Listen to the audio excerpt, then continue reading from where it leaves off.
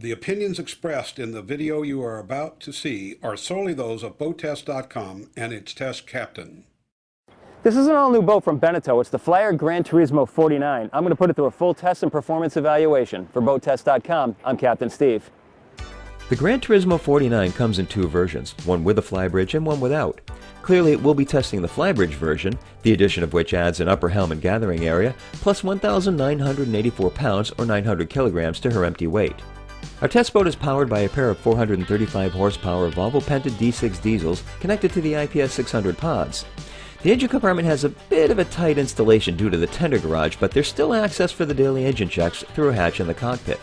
There are two hatches in the foredeck with a windlass underneath. There's an open section of starboard that allows you to manage any tangles in the anchor rod, and a remote control operates the windlass.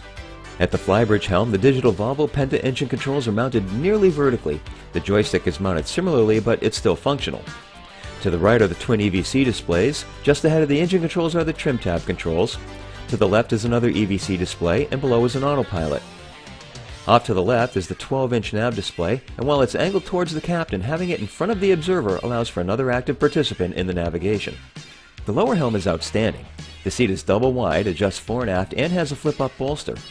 There's a fixed footrest down below that doesn't seem to affect the space behind the helm.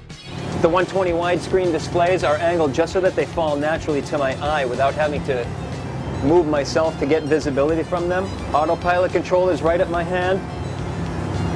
And the Volvo Penta flat screen display is also within clear view. When docking, the visibility to the swim platform is blocked, but visibility out the side is great.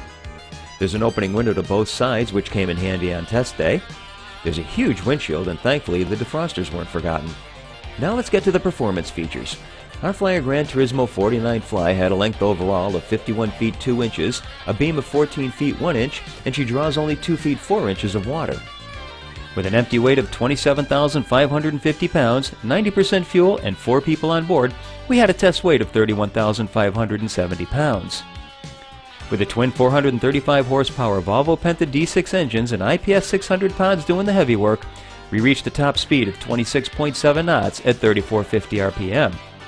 At that speed, we were burning 43.3 gallons per hour, or 163.9 liters per hour for a range of 191 nautical miles.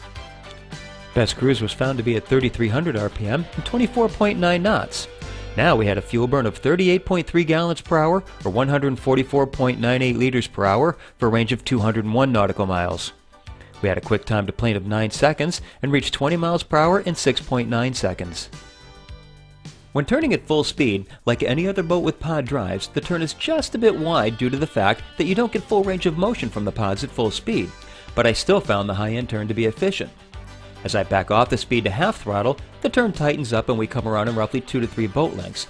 There's a 5-degree bank angle in the turns.